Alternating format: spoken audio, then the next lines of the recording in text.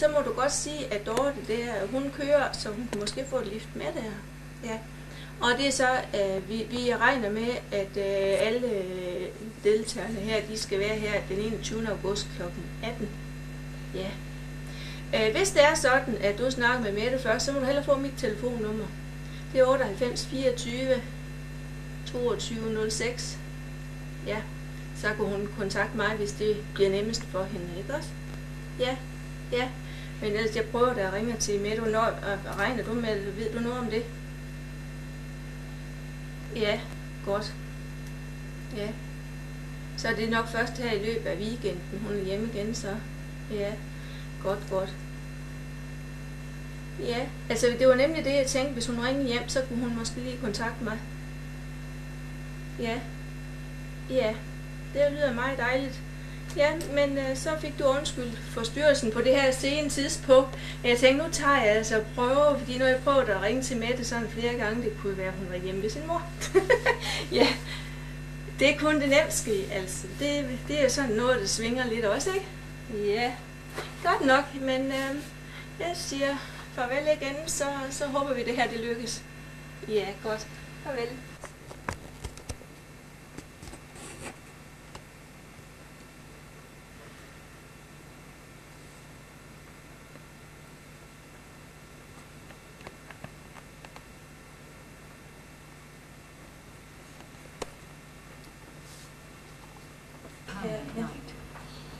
Lost his traveler's checks. Ja.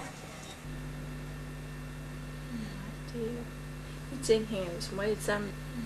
De ting hænger jo som regel sammen. Lektier og skole, ikke også? Ja. Så må alt andet jo sådan ligesom komme i baggrunden igen. Men jeg håber, du tager en kontakt med Dorte, og så I måske sørger for at kan køre sammen, for Dortes ven havde en bil, så han vil i hvert fald godt køre, hvis det hvis hun overhovedet vil med.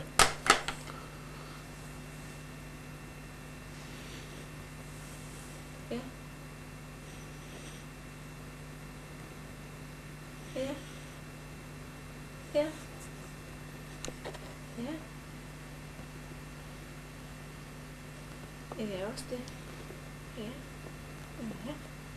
Ja. Ja. Ja. Altså, vi prøver i hvert fald på her i de sidste par aftener, der sådan lige at få ringet til dem, som sådan har haft kontakt med inden for de sidste par år.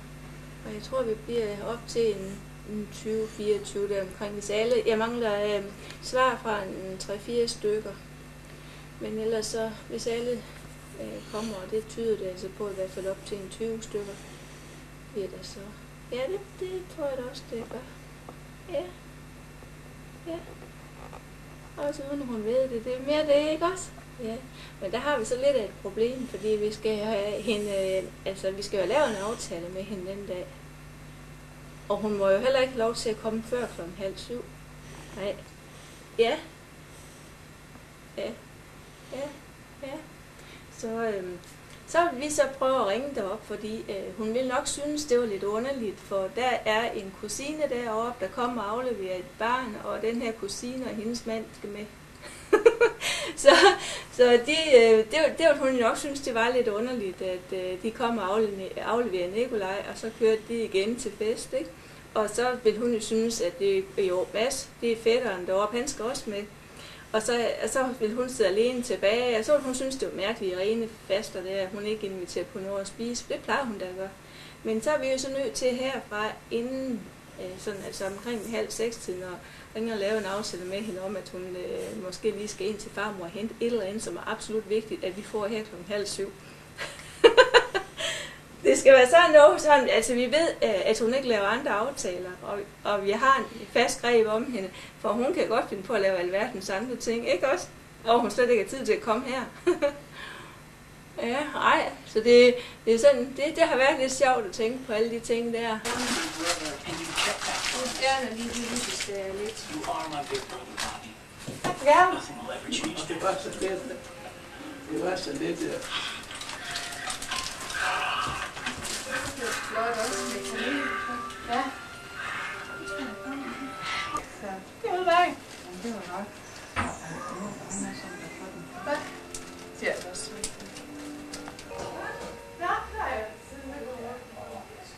Skal I? Nej, der står en stor hjælp der. Jamen, det er bare det, vi spørger efter. Det var det var så også så, hvis man er ikke. Nej, så der kan jeg dit gamle yes.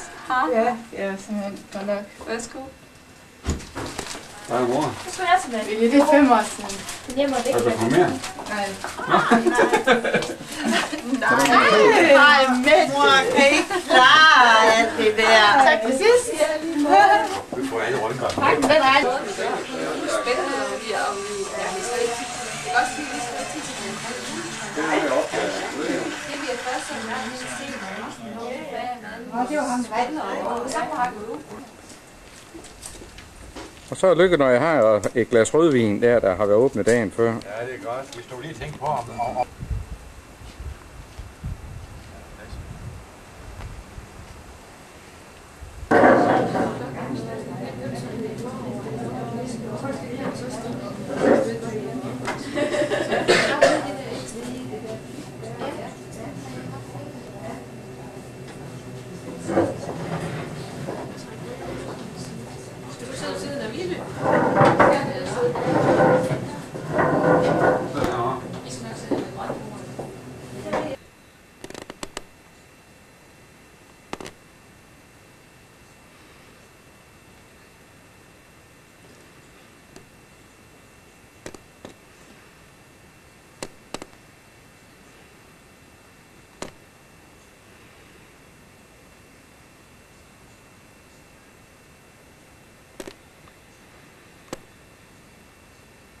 Ej, det er Jonna. Nå, jeg får ham lige. Hallo. Der var Nikolaj. Nå. Ja. Nikolaj. Ja, det vil jeg godt. Det vil jeg godt tro. Ja. Ja. 60'er-pige.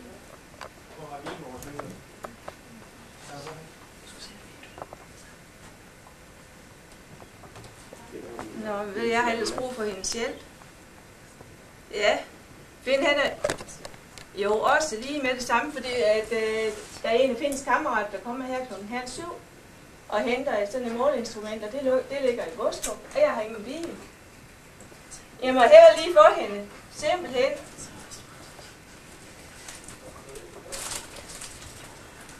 Ja, du kommer godt også til at hjælpe mig med det. Far, han er jo i Aalborg, eller i Sundby for at fotografere til det her bryllup. Og Lasse med der ikke hjemme. Og så ringer far og siger, at der kommer en fra Sjælland og henter et måleinstrument, som han skal have. Nu her kl. 6:30. Kan du ikke køre? Nej, det er hjemme med farmor. Ja. Og så skal hjem til os. Ja. Og så kører... Ja, men det Vilhelm og Lise, de er på noget... Jeg ved ikke... Hvad var det, de skulle? Nej, det var et eller andet noget med noget video. Ja. Jeg ved hvad med, hvis det er sådan, du kommer, så skal jeg nok lave... Du skal nok få noget godt at spise. Ja, det skal du. Hvis du... Jamen, du er nødt til at skal komme simpelthen. Ja. Ja. Ej, du er altså nødt til at hjælpe mig med det. Du er nødt til at hjælpe. Altså, du skal nok få noget godt at spise. Livret. Ja, jamen det kan sagtens gøre, at du skal have rødt oksekød. Ja. Ja. Ja. Ja. Jamen, det er du nødt til. Men hvad, altså, jeg kan godt se, at det er træls nu skulle I til at hygge jer. Jamen, du er nødt til, det er du altså. Okay, det siger vi. Jeg ringer lige til farmor og siger, at hun skal finde frem, så for det skal gå lidt stærkt, ikke også? Godt. Fint, vi ses. Hej. Hun var simpelthen hendes stemme. Jeg skal lige til at hygge mig, og Nikolaj, han er her, og så skal vi have kartoffelmos, og det er så længe siden. Nej. Det var simpelthen det, for jeg vidste ikke, hvad jeg skulle gøre for. Ja.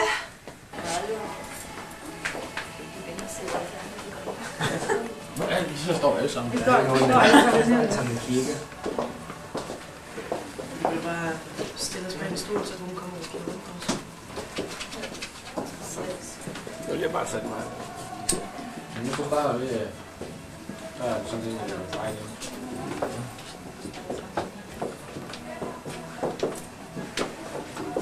Godt ned af sådan en skib. Jeg tænkte på det. Nu fik jeg ikke smagt jeres glas. Det skulle jeg lige have med. Der er der nogen, jeg skal stå på køkkenbordet. Det er godt. Det var sørme godt. Hej. Tillykke med stand!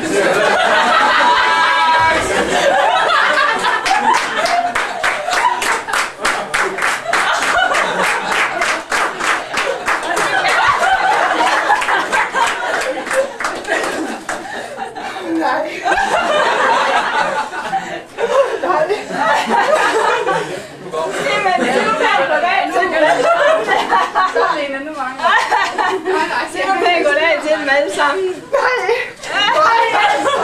Hej. Tillykke med stand!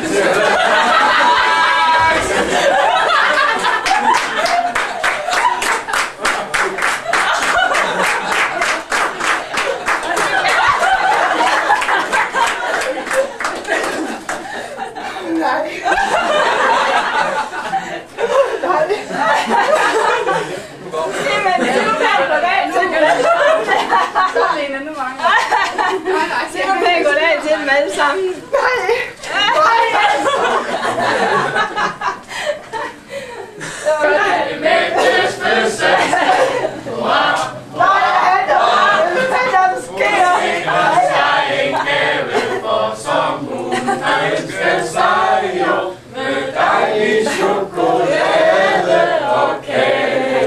Det skal du nok få at vide.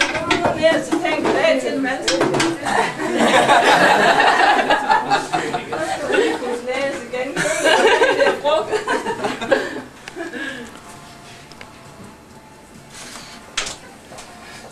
Det var derfor, de må holde på for mig lige i dag. Ja. Du tager kameraet også. Det er så pænt goddag til dem alle sammen, du. Det er bare i gang.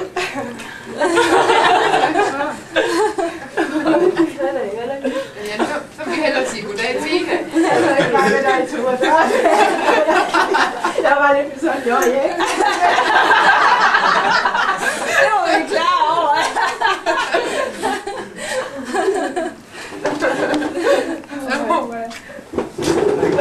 Vi kunne ikke stå på masser af med jeres venner. Og så er det det. Jeg må bare få fat i dig. Og det vil jeg ikke, det er så siger. Jeg har sådan meget lille kort telefon her. Det er okay. Fik noget i lag. Så vil det blive. Altså, hvad er det? Jeg ved faktisk ikke det her, René. Du skal ikke blive det. Det er lille okay.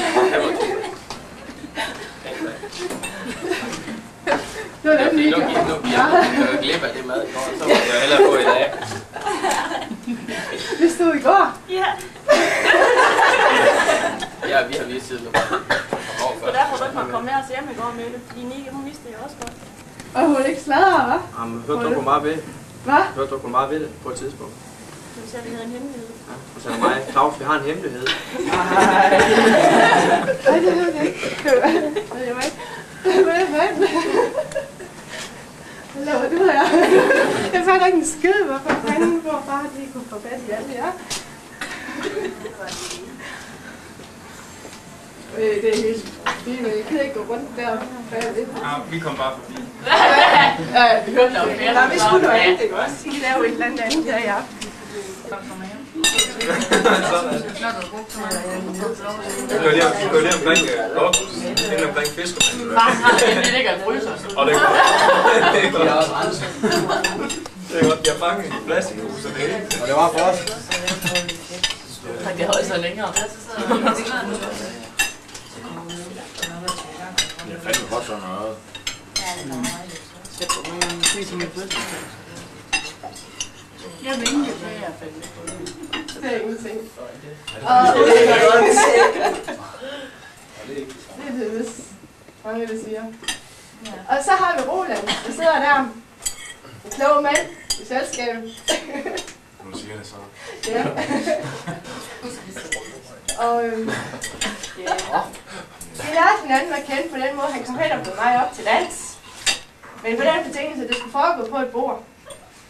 Så lige på Jensen Tonight, der tog vi ellers valsen på bordet ind til Udsen, og de kom og rev os ned, så kunne vi godt komme ud derfra. Nå. Så Niels, det er så hans kammerat. Eller har jeg siger Niels. Det kan prøve mig.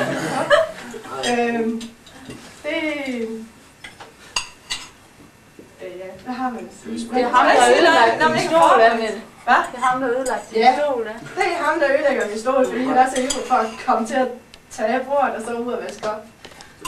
Han er huslig. Han er huslig. Han købte det i både vinduer og mange gange vi vasker op hjemme. Ja. Du får den skole. Og så Mette, det er min buschauffør, når vi skal til Ungarn og andre steder. Hun er rigtig god til at køre bus. Hun kan simpelthen vente på en 5 øre. Jo, det er rigtigt nok. Og så er det også en barndomsveninde. Ja, og så er det en barndomsveninde, vi har gået meget sammen med. Sammen med min tvillingssøster også, som hedder Tina. Og hvad har vi til den anden nu skægt? Det er min barnepige. Og da vi var i Ungarn i hvert fald. Og, jeg havde ikke det. Så hende pakke mine ting og sådan noget. Ja. Jeg skulle pakke mine ting. Fredag morgen, hvor vi skulle afsted, fordi jeg havde for mange tømmermænd. Jeg lå i seng, jeg kunne rejse mig, og så skulle hun pakke alle mine ting, og vi kom ud i bussen, og vi kom... Jeg lå støtter på forsædet, fordi jeg havde ondt i hovedet. Har vi ikke kørt ud? Jo, der er 3 timer.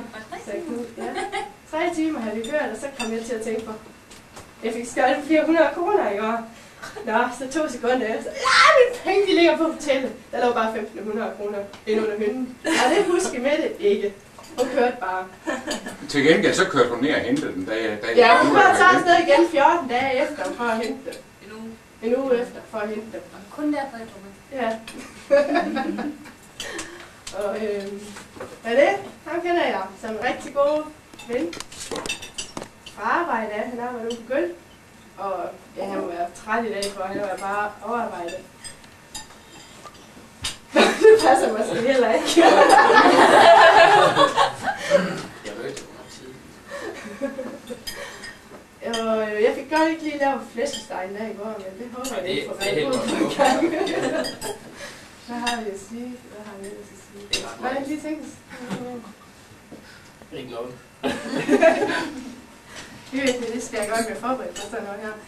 Og så er det Hanne, min veninde igennem 7 år eller sådan noget. Og vi kender hinanden i tykt og tyndt, og jamen, jeg håber aldrig nogensinde, at...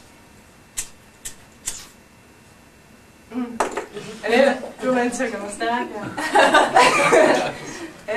Jeg håber aldrig nogensinde, du skal gå forbi det venindeforhold. Det synes jeg ikke. Det kan jeg ikke undvære i hvert fald.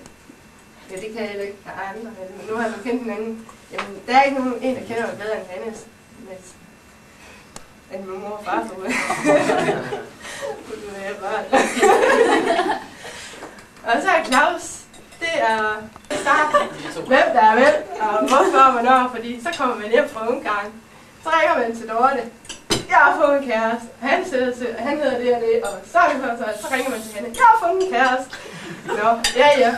Så det skal være rundt. Ej, jeg er så god til sådan noget der, det er jeg altså. Og så har vi Linette, og hende kender jeg, hvad har jeg? 3 år? 2 år?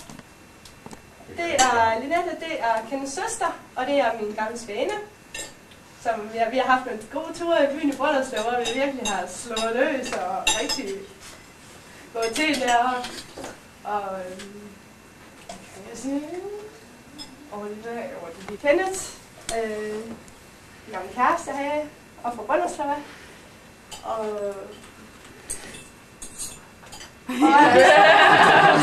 Og han kommer der. Det er så fint, at I bliver ved med at kende hinanden og holde hinanden. Det er så fint. Ja, det bestemmer.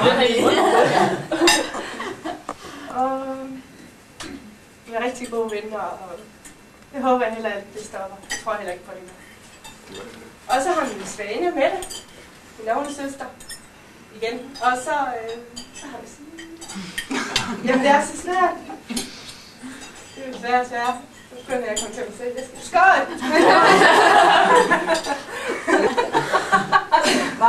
Vi skal også nå Andy, ja. Jo, det er både min svane, og det er min søster. Fordi vi har kendt hinanden i 9 år, eller hvordan jeg er 8 år, eller 8 år. Jeg har kendt hende. Og Lasse var med. Min næste, det er Lasse. Min lillebror, han var til hendes konfirmation også. Så. Nej. Det er ikke så lige. Han skulle i hvert fald i Birste Kirke den dag. Jamen, der blev ikke konfirmeret. Nej, han skulle i Birste. Det var omkring dengang, og det er min kære lillebror i hvert fald. Putte mig, når jeg har problemer.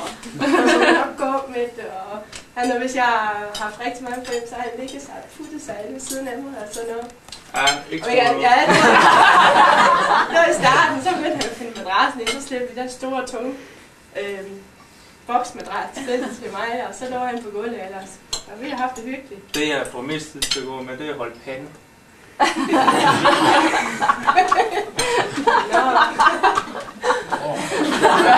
Du skal ikke snakke med os. Nu begynder vi at snakke om det, det var ikke meningen. Ja, det kan godt være.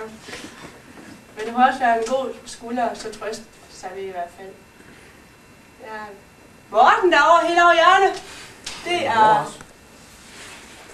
Hvad? Nej, ja. Overskydende emne videre. Så har vi Morten, der sidder nede i hjørnet dernede, gemmer sig. Som jeg ikke rigtig sådan har snakket med. Svære, for jeg har fået at vide, at han har en mundtøj uden lige. Du kan da huske en julefrokost nede ved Morten. Lad os få noget slaps. Det er over min familie. Skål, Jørne! Så kan jeg godt lide de her ord, Jørne. Skål, Jørne. Hvad var han tror, vi sagde? Han tror, vi sagde skål. Jeg tror, vi sagde skål, så sagde vi kål. Kål! Og så er det skål hele tiden, jeg fik brændert for. Han tænkte, det var noget forfærdeligt, nu har jeg blevet overhovedet. Sød af Morten. Ikke så det var det er hårdt. Og så har vi nogle kusine Lotte, der sidder ved siden af. Og det er Lotte. Og ja, hvad har vi at sige om hende? Det er svært at høre. Pas på, hvad du siger. Ja. Jeg kan godt komme med nogle ting. Det kan jeg faktisk ikke så godt længere. Man bliver jo ældre og vokser lidt fra hinanden, og det er så det, der kan gå. Men nej, det kan ske. Så længe vi har hinanden. Det er sådan, det kan gå.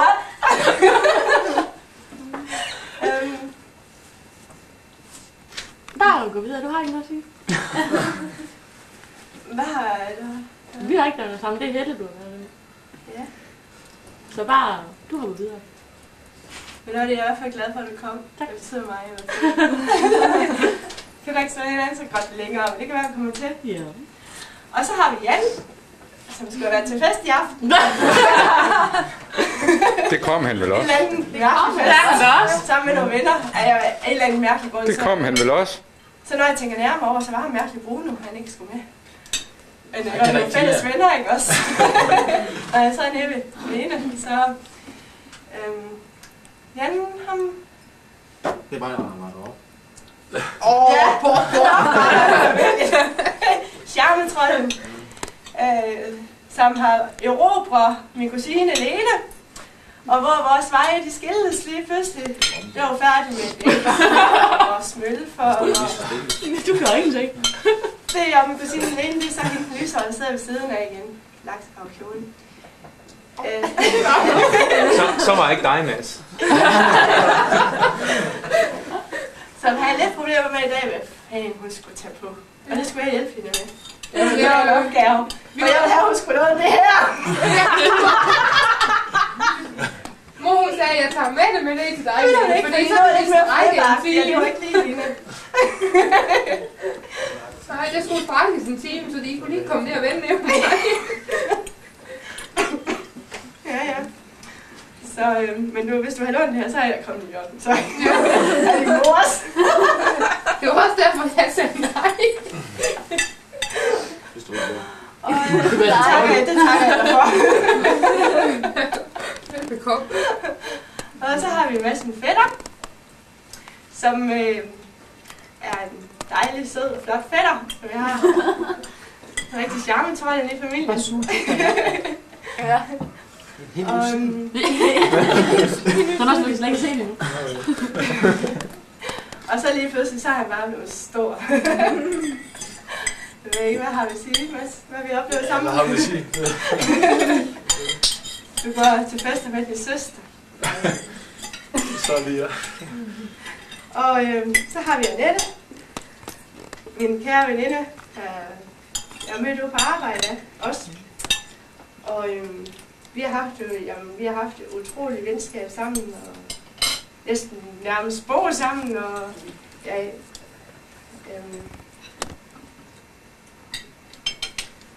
hvad kan vi sige? Det kan vi og også, kan vi sige. Jeg håber bare, det bliver ved. Skål. Og jeg kan ikke gå til her. Jeg synes, at det her er så lang tid. 10 minutter 25. Skål. Nu kender vi hinanden. Nu kender vi hinanden lidt. Nej, det er ikke også så meget. Så er det tak. Der er 3 forskellige tak igen. Det er ligesom det hele, det skal jo synge. Hvis man ikke går over, så skal det Det går ikke. Nej, da. Det er smart. Næste gang, så overtager de så bare. Nå, okay. Yeah! Jeg kommer til at flyve over her hele tiden. Hvad er det, det bliver optaget for? Du ved, hvad med dumt. Så skal jeg rejse mig op, for jeg har streg under. Hvordan kan det Det er godt. De gik rundt og snaskede Og blev aldrig vasket.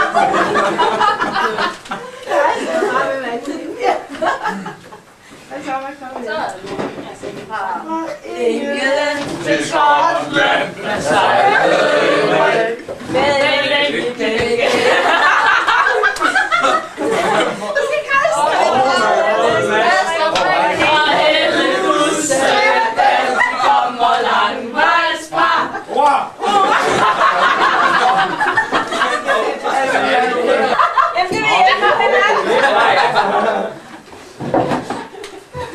Det er sjovt, når der er ikke meget. Så sætter det værst igen. Så er det nu. Hvem var det? Okay, vi starter helt fra. Nej, nummer 2 er fra England Til Skotland, der sejlede med i begge ender. og med røden Fra Ellehuset, der er hvor langvejs fra. Når vi ser Amerika.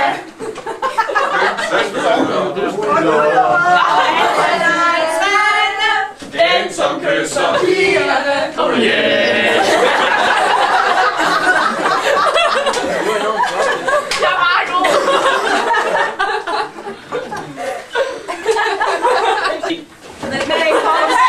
Så rommen i glasset Og stik mig en candice og right på en spoon. Skøn for er vi nok til At tage os en cocktail og vores vand og roser. Tra-la-la-la-la, tra-la-la-la-la, tra-la-la-la-la-la-la-la. Skøn for er vi nok til at tage os en cocktail og vores vel og Rosa er blond og random. Kold tid, som vi lever i. Alle går rundt Og fryser, men vi har det, der nogenlunde her på Østergade.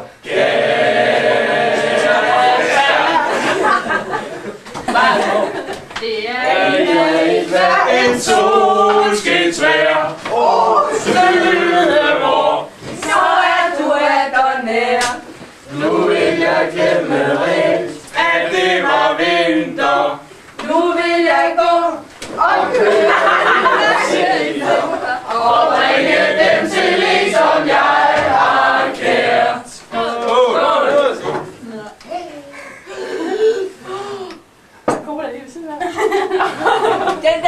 plads. Det er det.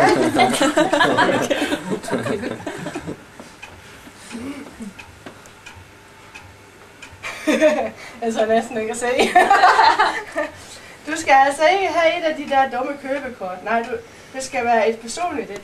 Så jeg har selv skrevet det og tegnet et portræt af dig indvendigt. Jeg tror næsten ikke at se.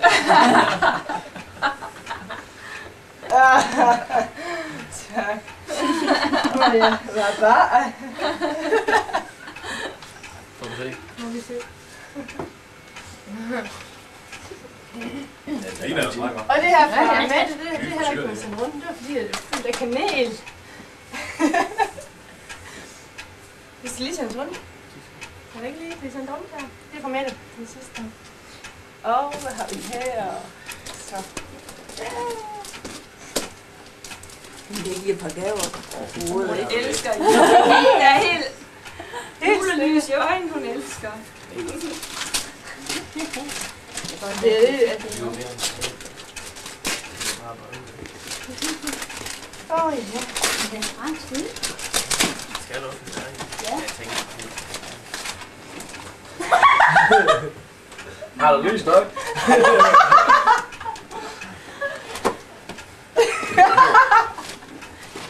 Ej, jeg vil se, hvad det er.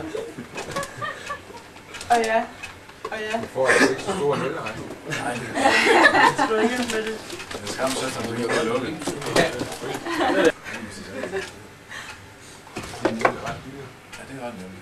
Tak, Gav. De laver nogle ting. Ja, så drikker alle de andre knuser. Ja. Det er næsten sådan. Det synes jeg også, at vi skal nok lige prøve det. Jeg bliver halvgammel. Jeg gider ikke åbne det. Det der er et magisk kort. Hvis det åbner sig af, så begynder at blive lidt halvgammel. Jeg gider ikke åbne. Der har vi at sige. Sikkert over.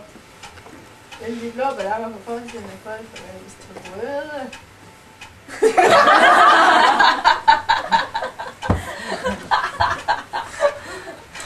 Det er også ikke.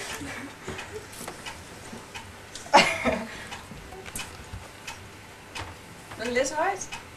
Ja. Kære Mettemus, endelig får du så din gave. Hjertelig tillykke med de 25 år. Og tro endelig ikke, at du slipper for kanel, selvom du har sprunget en lov om, som du har skrevet en lov om, at man kun får kanel på selve dagen. Ja, det er min lov, og det er min lillebrors lov også. Jeg håber, du får et godt liv fremover. Det med kortskrivning, ikke lige mig. Knus Kraven og René. Kraven. Ja, jeg har ikke fået gaven.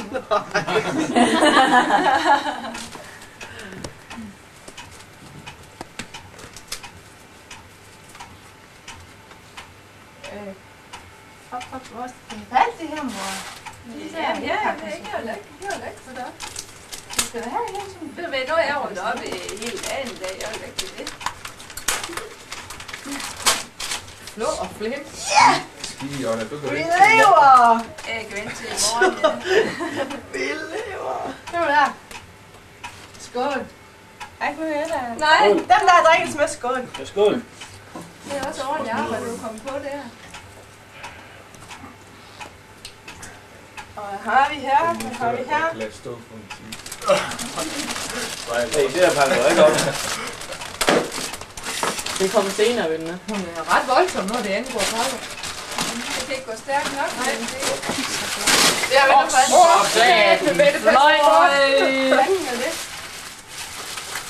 Det er vist godt et cykelhjul. Hold da fast. Hvis du kan få lov til Er det ens alle sammen? Du kan, den mener vi her, ja. nu kan du faktisk tillade dig at invitere mange gæster med det. Ja! Ved du hvad, nu har jeg sgu da godt nok. Hvad kommer til at invitere en masse på besøg? Ja, vi fortsætter over i dig i morgen. Ja, det er flæskesteg. Værsgo med det. For satan. Det er ligesom juleaften der. Gav mig ikke en chance. Det er noget, du ikke fik ordentligt fat i, godt? Nu er du på plads nu. Nå. Det er seriøst. Ja. Det er lidt med økonomi.